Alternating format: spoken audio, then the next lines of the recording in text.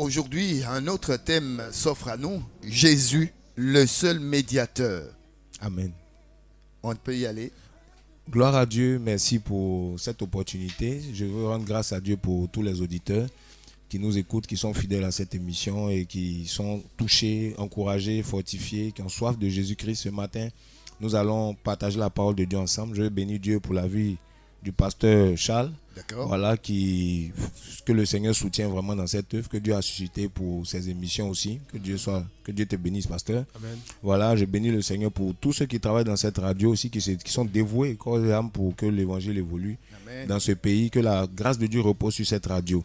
Vous aussi, bien-aimés, soyez bénis. On va prier avant de commencer au nom de Jésus-Christ. Tout à fait. Père de gloire, nous voulons te dire merci pour cette émission. Nous voulons te dire merci pour cette opportunité. Seigneur, soutiens-nous, fortifie-nous, que ta parole nous soit révélée ce matin, que ton Saint-Esprit soit avec nous, dispose l'atmosphère à ce que nos cœurs soient transformés, impactés, et qu'au sortir de ce moment, nos vies changent véritablement, nos vies soient conformes à ta volonté. Seigneur, bénis nos auditeurs. Seigneur mon Dieu, tous les obstacles à la diffusion de ton évangile ce matin, nous les renversons au nom de Jésus-Christ. Nous prions que le chemin, ô Seigneur, de chacun soit complètement déblayé et que vraiment chacun de nous puissions nous rapprocher encore davantage de l'objectif que tu nous as assigné dans cette vie. Merci pour nos frères, merci pour ton église. Bénis l'église en Côte d'Ivoire, bénis les pasteurs, les hommes de Dieu qui se battent pour que ton peuple soit nourri et qui, Seigneur, reflète ta gloire dans cette nation. Merci, Seigneur, pour tout. Au nom de Jésus, que ta volonté soit faite. Amen. Amen. Amen. Amen. Je salue aussi tous ceux qui font l'œuvre du Seigneur, c'est-à-dire les pasteurs, les serviteurs de Dieu, les responsables d'église, de ministère. Que la paix de Dieu soit avec vous, soyez fortifiés dans ce travail que Dieu vous a confié. Voilà, si vous nous suivez maintenant, si vous rejoignez, nous sommes donc à un culte en direct, voilà, de la radio La Voix Sainte. Et donc, nous allons donc entrer dans la parole. Ce matin, nous allons plus nous focaliser dans la parole pendant ce temps. Voilà, disposez-vous à la maison, écoutez, ayez de quoi noter. Voilà, ces versets que nous allons vous donner parce que nous voulons essentiellement nous appuyer sur la Bible et non pas sur nos propres pensées pour partager ce message que Dieu nous a mis à cœur. Donc, soyez bénis, voilà, et que Dieu bénisse sa parole. Alors, nous allons prendre donc la parole de Dieu. Ce matin, nous développons ce thème, Jésus-Christ, le seul médiateur. Donc nous sommes dans 1 Timothée chapitre 2, le verset 1 jusqu'au verset 7. Nous allons le lire et peut-être quelqu'un va m'aider à faire la lecture ici. Voilà, le pasteur peut-être. Voilà. Donc, je lis la parole du Seigneur dans 1 Timothée chapitre 2, verset 1 à 7. J'exhorte donc, avant toute chose, à faire des requêtes, des prières, des supplications et des actions de grâce pour tous les hommes, pour les rois et pour tous ceux qui sont constitués en dignité, afin que nous menions une vie paisible et tranquille en toute piété et honnêteté. Car cela est bon et agréable devant Dieu, notre Sauveur, qui veut que tous les hommes soient sauvés et qu'ils viennent à la connaissance de la vérité. Verset 5. Car Dieu est un, et aussi le médiateur entre Dieu et les hommes est un, à savoir Jésus-Christ, homme. Verset 6. Qui s'est donné lui-même en rançon pour tous. C'est le témoignage qu'il a été rendu en son propre temps. Verset 7, c'est dans cette vue que j'ai été établi prédicateur apôtre, je dis la vérité en Christ, je ne mens pas, et docteur des gentils dans la foi et dans la vérité. Amen, amen, amen. Donc je vais lire dans ma version aussi, pour qu'on ait une vision assez complète de ce verset. Il dit, j'exhorte donc, verset 1 Timothée 2, j'exhorte donc avant toute chose à faire des prières, des supplications, des requêtes, des actions de grâce pour tous les hommes, pour les rois et pour tous ceux qui sont élevés en dignité, afin que nous menions une vie paisible et tranquille en toute piété et honnêteté. Il dit cela est bon, verset 3, et agréable devant Dieu notre Sauveur, qui veut que tous les hommes soient sauvés et parviennent à la connaissance de la vérité. Car il y a un seul Dieu et aussi un seul médiateur entre Dieu et les hommes, Jésus-Christ, homme, qui s'est donné lui-même en rançon pour tous. C'est là le témoignage rendu en son propre temps, et pour lequel j'ai été établi prédicateur et apôtre, je dis la vérité, je ne mens pas, chargé d'instruire les païens dans la foi et la vérité. Donc c'est ce verset-là que nous voulons aborder ce matin, mes frères. Ayez vos oreilles grandement ouvertes, ayez vos cœurs vraiment disposés. Jésus-Christ, le médiateur, c'est un thème, vous savez que le Seigneur m'a mis à cœur pour nous ce matin. Certainement que quelqu'un a besoin de connaître Jésus-Christ dans cet aspect-là. Vous savez, la Bible est remplie de la révélation de Jésus-Christ. De Genèse à Apocalypse, le thème central de la Bible, c'est la personne de Jésus-Christ. Dans l'Ancienne Alliance, Jésus était caché dans les Écritures. Et quand il est venu, il a révélé, il a ouvert l'intelligence à ses disciples et aux hommes pour qu'ils comprennent qu'il était question de lui dans la loi, dans les psaumes et dans les prophètes. Quand vous lisez Luc chapitre 24 à partir du verset 44, il ouvrit l'intelligence à ses disciples pour qu'ils puissent comprendre les Écritures et pour qu'ils puissent savoir que dans toute la loi, il était question de lui. Donc, c'est le thème central, c'est Jésus qui a été révélé. Vous savez, la Bible dit le mystère caché a été révélé. Jésus était dans toute la création et quand les gens lisaient, ils ne comprenaient pas. Et à un moment donné, il y a eu une révélation de Jésus-Christ. Les apôtres sont venus, ils ont prêché Jésus-Christ. Vous voyez? Et Paul disait, c'est Jésus-Christ que nous prêchons. Nous ne nous prêchons pas nous-mêmes. Vous voyez dans 2 Corinthiens 4. Il dit, nous ne nous prêchons pas nous-mêmes, mais c'est Jésus-Christ que nous prêchons. Et nous disons, vous sommes vos serviteurs à cause de lui. Et ici, c'est la même chose. Il dit ici que Dieu veut que tous les hommes soient sauvés. Vous voyez? Il dit adresser des prières, des supplications pour les hommes qui sont élevés en dignité, c'est-à-dire les politiciens, les hommes élevés, des hommes qui sont au pouvoir, des hommes d'autorité. Voilà, Dieu veut qu'on intercède. Et je veux encourager quelqu'un ce matin à l'intercession. Il faut intercéder. Il faut prier pour la nation. Il faut prier pour les hommes. Il faut prier pour ceux-là qui sont au devant des choses, qui sont élevés. Voilà, pour que le Seigneur aussi les touche. Ils ont besoin de la grâce de Dieu. Il dit, j'exhorte que vous fassiez des prières pour ces hommes, pour les rois, pour ceux qui sont élevés en dignité. Et il dit, cela est bon et agréable devant Dieu, notre Sauveur, qui veut que tous les hommes soient sauvés et parviennent à la connaissance de la vérité. Vous savez, tous les hommes ne sont pas sauvés. Et tout le monde ne connaît pas la vérité. Mais, grâce à la prière, à l'intercession, les cœurs peuvent être disposés à recevoir cette vérité-là. Cette vérité-là, c'est Jésus-Christ, comme vous le savez. Là, il a dit, je suis le chemin, la vérité et la vie. Nul ne vient au Père si ce n'est pas moi. C'est ce qu'il a dit dans Jean 14. Donc, cette vérité-là n'est pas connue de tous. Cette vie-là n'est pas connue de tous. Et il dit, je veux que les hommes, que Dieu veut que tout le monde parvienne à la connaissance de la vérité. Et c'est pour ça que Dieu a suscité l'Église. C'est pour ça que Dieu a suscité les prédicateurs, des enseignants de la parole de Dieu pour diffuser sa parole, pour diffuser sa vérité à travers le monde. Et un des rôles que nous avons en tant qu'Église, en tant que peuple de Dieu, vous qui m'écoutez, c'est de diffuser la parole. Ce n'est pas forcément le titre. Tu peux être pasteur, tu peux être homme de Dieu, tu peux être responsable d'église, tu peux être chrétien. Si tu connais la vérité, il faut la diffuser autour de toi. Si tu connais la parole de Dieu, tu sais que telle chose est vraie, telle chose est correcte selon Dieu, c'est ton devoir de la diffuser. Dieu veut que les hommes parviennent à la connaissance de la vérité. Ça veut dire que nous devons diffuser la vérité, nous devons proclamer la vérité. Alléluia. Et quelle est cette vérité? Il dit, donc au verset 4, on dit qu'il veut, Dieu veut que les hommes soient sauvés et parviennent à la connaissance de la vérité. Car il y a un seul Dieu. Voilà la vérité dont il s'agit. Et un seul médiateur entre Dieu et les hommes, Jésus-Christ, homme. Alléluia. Donc, dans ce verset, il nous précise de quelle vérité il s'agit. Quelle est la vérité? Il y a un seul Dieu, il n'y a pas deux dieux. Il n'y a pas trois dieux. Il y a un seul Dieu et un seul médiateur entre Dieu et les hommes, Jésus-Christ, homme. Alléluia. Mes frères, je vais vous dire quelque chose. Le Dieu que nous prions, le Dieu de la Bible, le Dieu de l'Église, c'est un Dieu qui s'est révélé dans un seul médiateur, c'est-à-dire Jésus-Christ. Devant Dieu et pour le Seigneur que nous prions, que nous adorons, il y a une seule médiation. Il n'y en a pas deux. Voici la vérité que Dieu veut que tout le monde reçoive, à laquelle Dieu veut que tout le monde parvienne. Cette vérité-là, c'est qu'il y a un seul Dieu, il y a un seul médiateur. Ce matin, nous parlons de Jésus-Christ, le seul médiateur. Parce qu'aujourd'hui, mes frères, il y a beaucoup de médiation. Il y a beaucoup de médiateurs. Et nous allons aborder un peu ces choses aujourd'hui par la grâce de Dieu avec la parole. La parole nous dit, il y a un seul médiateur. C'est-à-dire que beaucoup de gens disent que plusieurs chemins peuvent mener à Rome. Ou bien plusieurs chemins peuvent mener à Dieu. Ce n'est pas vrai. Il y a un seul chemin qui mène à Dieu. C'est Jésus-Christ. Amen. Je suis le chemin, la vérité et la vie. Nul ne vient au Père si ce n'est pas moi. Il n'a pas dit je suis un des chemins, je suis une des vérités, je suis une des vies. C'est le seul chemin. Et c'est la Bible encore qui le confirme ici. Il y a un seul médiateur entre Dieu et les hommes. Et on dit qu'il s'est donné lui-même en rançon. C'est le témoignage rendu en son propre temps. Il dit c'est la raison pour laquelle j'ai été établi prédicateur et apôtre. Donc la raison pour laquelle un prédicateur est établi, c'est pour annoncer le seul chemin, c'est pour prêcher le seul médiateur, Jésus-Christ. C'est le nom de Jésus-Christ que nous prêchons. Mes frères, aujourd'hui, il y a beaucoup de médiation dans l'église, il y a une confusion. Pourquoi? Parce qu'aujourd'hui, plusieurs médiations ont été mises en place. Aujourd'hui, les gens font une médiation entre Dieu et les hommes au travers des anges. Aujourd'hui, les gens font une médiation entre Dieu et les hommes au travers des ecclésiastiques, des hommes de Dieu. Ils font des médiations entre Dieu et les hommes au travers de Marie. Vous comprenez? Marie, la Vierge Marie, on dit c'est aussi elle est médiatrice. Mais pourtant, la Bible dit qu'il y a un seul médiateur. La Bible dit qu'il y a un seul chemin. Mais aujourd'hui, il y a plusieurs médiations dans les dénominations chrétiennes.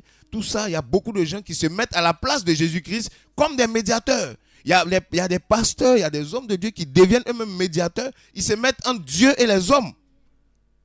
Il y en a qui vont dire que tu ne peux pas prier Dieu directement, il faut passer par moi. Moi, je prie pour toi.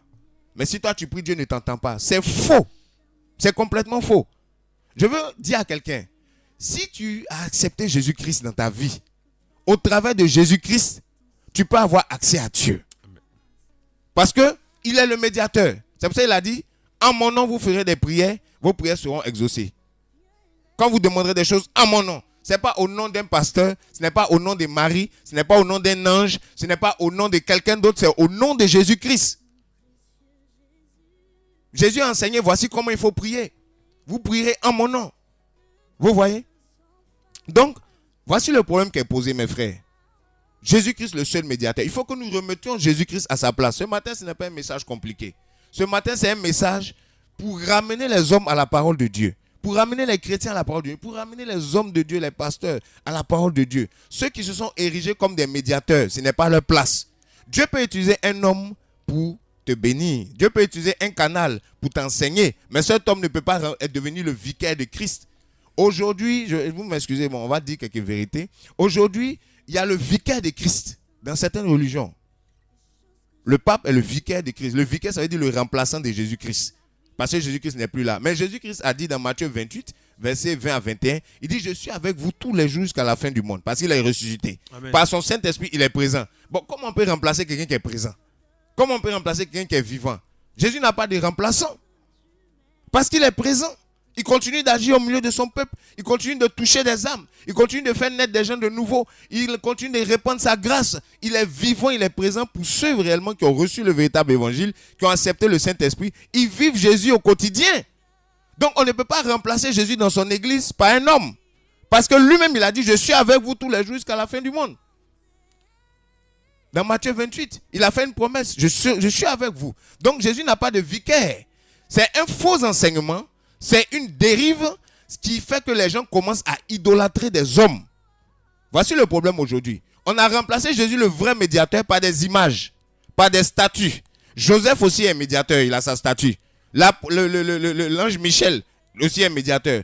On va se prosterner devant des statues, on va se prosterner devant des hommes, on va les élever au rang de Dieu et on veut que Dieu nous exauce. Dieu dit ne partage pas sa gloire avec personne, ni avec des idoles. Et l'idolâtrie est rentrée dans certaines communautés aujourd'hui. Vous comprenez? On se prosterne devant des hommes, on les prend comme des... Au lieu de les voir comme hommes de Dieu, on les prend pour des hommes Dieu. Vous m'excusez, je n'ai rien contre les prédicateurs, les pasteurs. Je suis un prédicateur, un homme de Dieu aussi. Voilà, je respecte le travail qui est fait. Mais il y a un feu étranger qui est rentré dans les églises. Il y a une idolâtrie qui est rentrée dans les églises aujourd'hui où on adore les hommes plus que Dieu. Et ça, nous nous levons pour le condamner, pour le dénoncer avec véhémence ce matin. Il y a un seul médiateur entre Dieu et les hommes, c'est Jésus-Christ. On a beau enseigner la parole de Dieu, on a beau prier pour les gens, Dieu se manifeste, mais ce n'est pas vers nous que les gens doivent aller. Quand les gens venaient vers Jean-Baptiste pour dire, oui, voilà, es-tu le Messie? Il dit, je ne suis pas le Messie. Quand vous lisez dans Matthieu 3, on va lire ce passage, verset 11, rapidement. Voilà, on va lire ça rapidement. Matthieu chapitre 3. Matthieu chapitre 3, voilà, on va lire à partir du verset 11. Matthieu chapitre 3, verset 11. La Bible dit ceci. Il dit, pour moi, je vous baptise d'eau en signe de repentance. Mais celui qui vient après moi est plus puissant que moi. Je ne suis pas digne de porter ses souliers. Celui-là vous baptisera de Saint-Esprit et de feu. Alléluia. Les gens sont venus vers Jean-Baptiste pour se référer à lui parce qu'il prêchait la vérité, il prêchait la parole. Parce qu'il enseignait le peuple.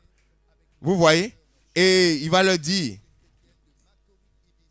quand on lit même un peu plus haut, au verset... attendez que je retrouve tout ça, voilà.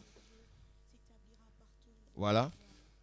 Quand on lit un peu plus haut de le verset, voilà, on avait dit que c'était le verset 11. Exactement. Voilà, donc les gens étaient allés voir Jean-Baptiste pour comprendre un peu qu'est-ce qu'il voulait, tout ça. Et il va leur dire dans ce verset-là, il va leur dire, moi je vous baptise d'eau pour la repentance, mais celui qui vient après moi est plus puissant que moi. Donc il ne mettait pas l'accent sur lui. Dans d'autres versets, par exemple dans Jean 1, il a dit, il faut que je diminue et que lui croisse. Il faut que moi je diminue et que lui croisse. Donc Jean-Baptiste ou les hommes de Dieu, les véritables, mettent l'accent sur Jésus. Ils ne cherchent pas à être des intermédiaires ou des médiateurs pour prendre la place de Jésus-Christ dans la vie des gens. Mais ils conduisent les gens vers Jésus. Jean-Baptiste disait non, c'est lui, il est plus puissant que moi. Et quand Jésus-Christ arrive maintenant, dans Jean 29, il va dire voici l'agneau de Dieu, c'est lui qui enlève le péché du monde. Et tout le monde est parti vers lui. C'est ça notre rôle. Amen. Notre rôle, c'est de vous envoyer à Jésus. Notre rôle, ce n'est pas de prendre la place de Jésus dans vos vies pour que vous dépendiez de nous, pour que vous nous appeliez tout le temps, pour qu'on s'établisse dans vos vies, pour que vous soyez à notre service, pour que vous vous humiliez devant nous, pour qu'on puisse aussi profiter de vos vies, profiter de vos biens, vous détourner de Dieu et établir un culte idolâtre sur notre vie. Ce n'est pas ça le rôle des prédicateurs. Ce n'est pas ce que nous devons faire dans l'église. Mais frère, je vais vous dire quelque chose. Si vous voyez que des personnes commencent à se positionner dans votre vie de manière incontournable pour vous dire que vraiment sans eux, vous ne pouvez pas prier, sans eux, vous ne pouvez pas vous approcher de Dieu, sans eux, vous ne pouvez pas jeûner, c'est de l'arnaque, c'est de l'idolâtrie. Vous devez sortir de là au nom de Jésus-Christ de Nazareth. C'est ce que je veux vous dire ce matin. Vous devez sortir de là. Ne devenez pas esclaves des hommes parce que c'est pour la liberté que Christ nous a affranchis, dit la parole de Dieu. Voilà. Aujourd'hui, on adore l'homme. Aujourd'hui, on a mis l'homme comme le médiateur. Il y a son trône. On le lève. Il y a sa chanson. Quand il arrive, on chante, on doit se lever, on doit se prosterner. Mais ce n'est pas normal. Ce n'est pas biblique. L'idolâtrie est rentrée dans l'église de Dieu et on a plusieurs médiateurs aujourd'hui. Quand vous voulez faire les choses que Dieu vous met à cœur, il y a un esprit de contrôle. On vous étouffe. On veut vous contrôler. Je vais vous expliquer quelque chose rapidement. Alors, la Bible nous dit, vous savez d'où cela vient. Dans l'ancienne alliance, on ne pouvait pas s'approcher de Dieu directement. Il fallait passer par une procédure. Il y avait un sacerdoce, il y avait le souverain sacrificateur qui était le grand prêtre, il y avait des lévites et puis il y avait le temple physique, bien évidemment, où on partait pour faire des offrandes et tout. Le culte n'était pas comme aujourd'hui, le culte n'était pas très spirituel. C'était un culte qui était accompagné de beaucoup de protocoles. Et ces hommes-là, Dieu les avait établis pour un but bien précis, mais ils occupaient vraiment l'esprit des gens. Les gens passaient par eux pour atteindre Dieu. Et tout le monde n'avait pas accès à la présence de Dieu avant la venue de Jésus-Christ. Donc il y avait le temple et il y avait plusieurs étapes pour atteindre le lieu saint, le lieu très saint, où la présence de Dieu descendait de temps à autre. Mais tout le monde n'avait pas accès à l'esprit de Dieu. Et voilà, donc comment le temple était, il y avait le sacrificateur. Le peuple ne pouvait pas faire des prières à Dieu directement. Si le peuple voulait faire une prière, le peuple devait aller voir les Lévites. Et les Lévites maintenant faisaient les prières pour le peuple. Et même les Lévites, quand ils étaient coincés, ils devaient voir les sacrificateurs. Et les sacrificateurs faisaient d'autres types de prières. Et il y avait une seule, le souverain sacrificateur, qui était le grand prêtre. Lui, il faisait la prière qu'on appelait le Yom Kippur, pour la prière du pardon, une fois chaque année, pour le pardon de péché de tout le peuple. C'est lui seul qui pouvait demander pardon. C'est lui seul qui pouvait faire cette prière. Personne d'autre pouvait faire cette prière-là. Donc, c'était un système de culte pyramidal. C'est-à-dire avec un seul homme à la tête. Et puis, au fur et à mesure que vous descendez en bas, il y a le peuple. Mais au-dessus, il y a un seul homme. C'est ce système-là que quand Jésus-Christ est venu, quand il est mort, dans Matthieu 27, verset 51, la Bible dit le voile du temple s'est déchiré. Parce qu'avec ce système, il y avait le voile. C'est-à-dire que le voile, c'était l'accès qui était fermé à la présence de Dieu. Le peuple ne pouvait pas traverser le voile. Vous voyez? Et donc, quand Jésus-Christ arrive, en mourant, il déchire le voile à la croix. Le voile s'est déchiré. C'est-à-dire l'accès a été ouvert maintenant. Le temple n'était plus... l'air du temple était passé. C'est-à-dire on avait maintenant accès direct à la présence de Dieu par le Saint-Esprit. C'est comme ça que Jésus a mis fin au sacerdoce de Aaron, le sacerdoce des Lévites, c'est-à-dire le service où il y a des prêtres, le service où il y a le souverain sacrificateur. Aujourd'hui, c'est le même modèle que certaines religions ont copié, où il y a le pape qui est l'unique vicaire de Christ en haut. Mais l'église de Dieu ne fonctionne pas comme ça. Ça, c'était à l'époque des sacrificateurs, sous la loi. C'est parce que ce sacerdoce n'était pas efficace que Jésus est venu le changer. C'est parce que ce sacerdoce-là favorisait l'idolâtrie. Cette manière d'approcher Dieu a favorisé l'idolâtrie des hommes, a favorisé l'idolâtrie des prêtres. Vous allez voir, par exemple, quand on lisait dans Lévitique 10, il y avait des sacrificateurs qui introduit du feu étranger dans l'autel. Ils ont été foudroyés. Et les gens ne faisaient plus les choses quand ils avaient des positions. Vous allez voir les fils de Samuel, les fils d'Élie, le souverain sacrificateur, qui couchaient avec des femmes. Comme ils étaient sacrificateurs, ils prenaient les offrandes, ils détournaient les offrandes de Dieu. Dieu les a frappés. Et il y avait des abus d'autorité, des abus de pouvoir à cause de ce système pyramidal-là où l'homme était élevé. Donc Jésus-Christ arrive, il met fin en brisant le voile. Il a déchiré le voile du temple. Et la Bible nous dit dans Hébreux 10, on va lire Hébreux chapitre 10. J'espère que vous m'écoutez ce matin. Nous parlons de Jésus-Christ, le seul médiateur. Alléluia. Hébreux chapitre 10, nous allons lire à partir du verset 19. Hébreux chapitre 10, verset 19. Ainsi donc, mes frères, nous avons la liberté d'entrer dans le sein des saints au moyen du sang de Jésus. Alléluia. Continue, mon frère. Qui est le chemin nouveau et vivant qu'il a inauguré pour nous au travers du voile. Alléluia. C'est-à-dire sa propre chair. Alléluia. On s'arrête là, on va continuer notre lecture. Donc on nous dit quoi? Nous avons un accès maintenant dans le lieu très saint. Nous avons accès à Dieu. Pourquoi? Parce qu'au travers du voile, il a inauguré un nouveau chemin. C'est ce qui s'est passé. C'est le mystère de la déchirure du voile. Quand le voile a été déchiré, la Bible dit au travers de sa chair, parce que c'est quand il a été flagellé, quand sa chair a été flagellée à la croix, que automatiquement le voile s'est déchiré. C'est comme s'il y avait un lien entre sa chair et puis le voile. Le voile a été déchiré, c'est-à-dire que la manière de rendre le culte charnel a été brisée. Dieu voulait établir un nouveau culte, un culte spirituel, où on ne passe plus par la chair, par l'homme, pour s'approcher de Dieu, mais où on a un accès direct. C'est comme ça que le voile s'ouvre. Et c'est comme ça que le ciel aussi s'ouvre. Et peu de temps après ça maintenant, l'Esprit de Dieu, comme on avait dit l'autre fois, l'Esprit de Dieu descend dans la chambre haute. L'Esprit de Dieu ne descend pas au temple où il y avait les sacrificateurs, parce que le voile a été déchiré. Dieu a disqualifié le temple bâtiment, mais Dieu a qualifié maintenant le temple physique, c'est-à-dire l'homme.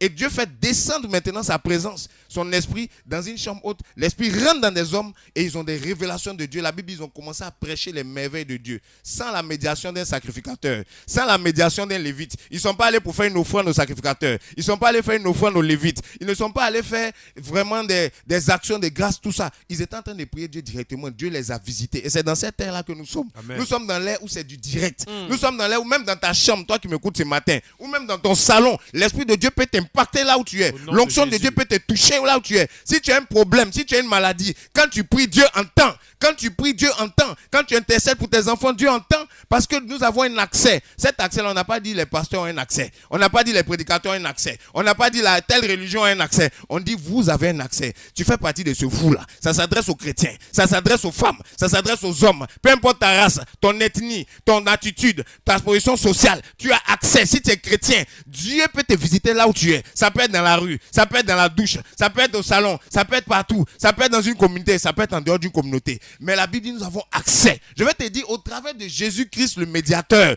le chemin est ouvert. L'accès est dégagé. Si tu marches dans la crainte de Dieu, dans la sanctification, si tu invoques le nom du Seigneur, la Bible dit quiconque invoque le nom du Seigneur sera sauvé. Quiconque invoque le nom du Seigneur, il répondra. Il dit invoque-moi au jour de la détresse. Je te répondrai et je te délivrerai, tu me glorifieras. Dans Psaume 50, verset 14. Donc je veux te dire ce matin, toi qui m'écoutes, si tu es dans une situation de détresse, si tu es dans une situation où tu cherches Dieu, tu peux le trouver. Allez. Tu peux prier. Jésus va t'entendre. S'il n'a pas encore répondu, attends. Il va répondre en son temps. Si c'est pas aujourd'hui, ça peut être demain. Mais ne te va pas adorer un homme. Ne va pas idolâtrer un homme. Ne courez pas après les hommes comme si vous courez derrière Dieu. Un homme a son rôle à jouer dans ta vie, mais Dieu, on ne peut jamais le remplacer. Il y a un seul médiateur, c'est Jésus-Christ. Alléluia. Alléluia. Il y a un seul médiateur. Le voile a été déchiré.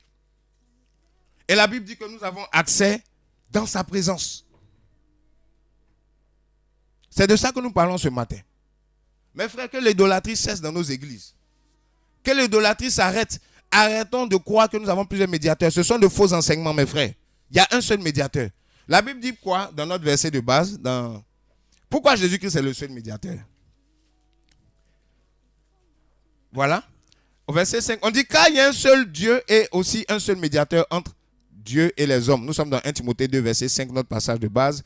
Et les hommes, Jésus-Christ, homme, qui s'est donné lui-même en rançon pour nous tous. Il est notre médiateur parce que c'est lui qui s'est donné pour nous. C'est lui qui a versé son sang pour nous. Dans Actes 20, 28, la Bible dit que Dieu s'est acquis son église par son propre sang. Vous voyez? Il a versé son sang, il s'est donné en rançon. C'est ça qui le qualifie pour être le médiateur. Tous les autres qui sont appelés médiateurs là, sur quelle base ils sont médiateurs? Sur quelle base Marie est médiatrice? Qu'est-ce qu'elle a fait pour l'église? Michael, il est médiateur de quoi? Joseph, il est médiateur de quoi? Le pape, il est médiateur de quoi? Un pasteur, il est médiateur de quoi? Ce qui te qualifie pour être médiateur, c'est l'œuvre que tu as accomplie, qui t'a positionné spirituellement. Jésus est le médiateur parce qu'il a versé son sang. C'est pour ça qu'en dehors de lui, il n'y a pas d'autre médiateur, il n'y a pas d'autre chemin. C'est lui qui a payé le prix pour que nous soyons sauvés, pour que nous soyons rachetés.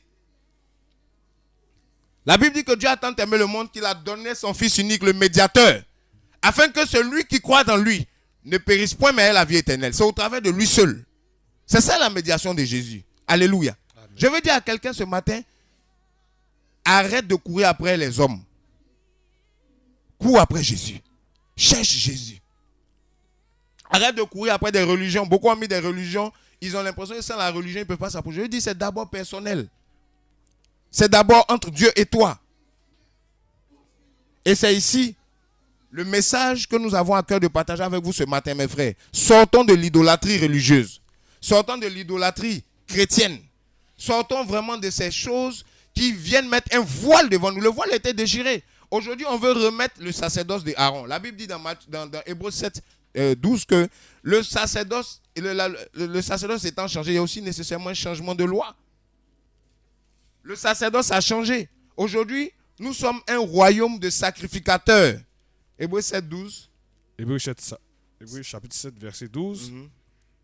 Or, dans ma version, la prêtrise est changée. Il est nécessaire qu'il y ait changement de loi. La prêtrise est changée. C'est-à-dire, on ne sert plus Dieu aujourd'hui comme à l'époque de Aaron, avec la vision pyramidale. Ça, c'était avant. Ce service-là, cette manière d'approcher Dieu en passant par des hommes, par des hiérarchies, est dépassée. Jésus a mis fin à cela. Or, aujourd'hui, malheureusement, mes frères, pendant que nous sommes sous la grâce, pendant que nous sommes sous l'air du voile déchiré, on nous ramène dans l'air du voile. Vous allez voir que beaucoup fonctionnent comme à l'époque du voile. C'est pour ça qu'il y a les temples bâtiments. Là. Vous voyez, je profite pour parler de ça. C'est pour ça qu'il y a des temples bâtiments où il y a le pasteur comme le souverain sacrificateur. Sans lui, tu ne peux pas te rapprocher de Dieu. Il y a son trône qui est élevé. Quand vous rentrez, lui, il est élevé au-dessus d'un endroit là-bas. Vous voyez automatiquement que vous devez vous prosterner pour aller. On appelle la chair où on prêche, on appelle ça l'autel. Je ne vois aucun verset dans la Bible qui me dit qu'une chair est un autel. Pourquoi on appelle aujourd'hui la chair l'autel? Amen. Il n'y a aucun verset biblique. Ce sont des inventions. Ça mystifie les gens. Ici, tu viens à l'hôtel. On dit, viens à l'hôtel. Mais quel hôtel? Mes frères, quel hôtel? Le seul hôtel que moi je connais, c'est la croix. Où Jésus-Christ s'est offert. Parce que sur l'hôtel, on fait des sacrifices. Amen. Voilà. Et le sacrifice pour le péché.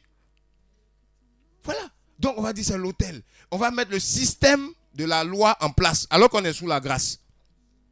Donc, on va remettre les dîmes. On va remettre les offrandes. On va remettre les égards. On va remettre même les habits du sacrificateur. Voilà pourquoi les gens ont des toges, des phylactères, tout ça, des écriteaux et tout, des robes vraiment incroyables. Or, la Bible dit dans Matthieu 23, ils aiment être salués sur les places publiques. Ils aiment être appelés rabbis. Vous voyez? Ils aiment les premiers sièges dans les synagogues. C'est de ça qu'il s'agit. C'est ce que Jésus était venu dénoncer, mais c'est ce qu'on fait dans nos églises aujourd'hui. Et on a remis le voile, on a remis la médiation des hommes. Donc, ces hommes-là commencent maintenant à régner sur le peuple, à se rendre indispensables. Ils vont vous dire, mais sans eux, vous ne pouvez rien faire. Soyez sous leur couverture spirituelle. Des choses comme ça.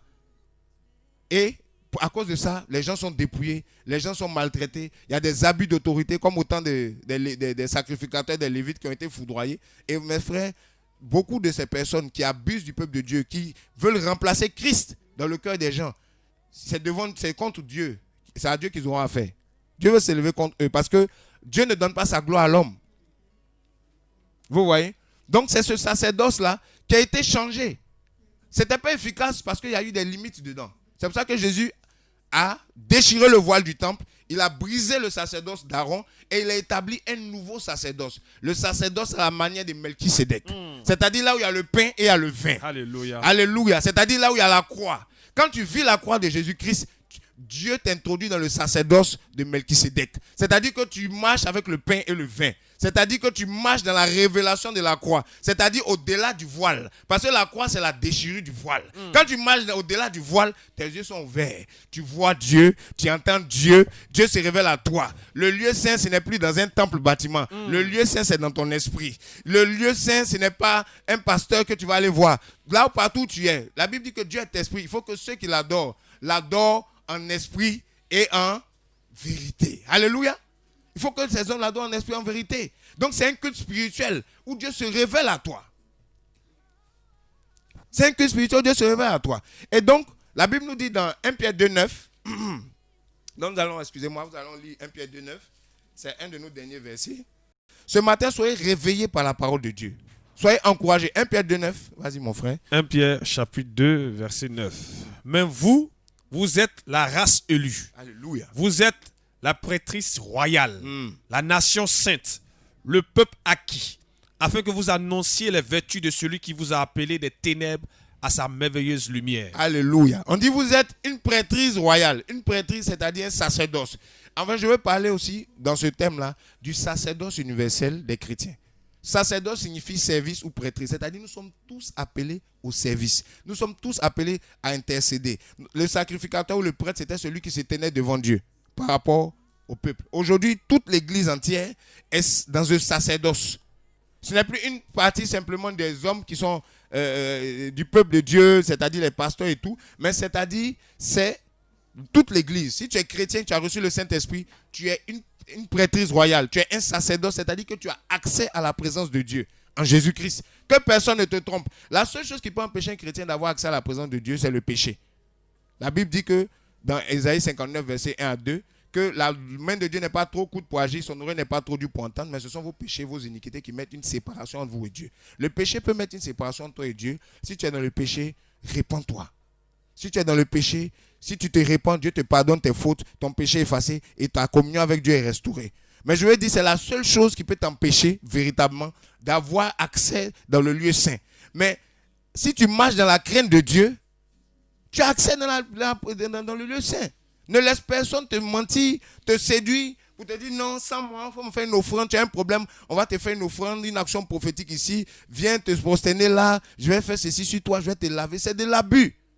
Et c'est comme ça que les hommes se positionnent comme des dieux. Et le peuple est brisé. C'est comme ça que des religions se positionnent pour détourner les gens loin de la vérité. Amen. En établissant des médiations qui ne sont pas des médiations inventées, des médiations démoniaques, sataniques, qui viennent pour polluer l'esprit des gens et qui fait que les gens ont du mal à voir le seul Dieu véritable. Aujourd'hui, ils vont te dire non, mais bon, il y a Dieu, il y a combien de dieux, on ne sait même plus.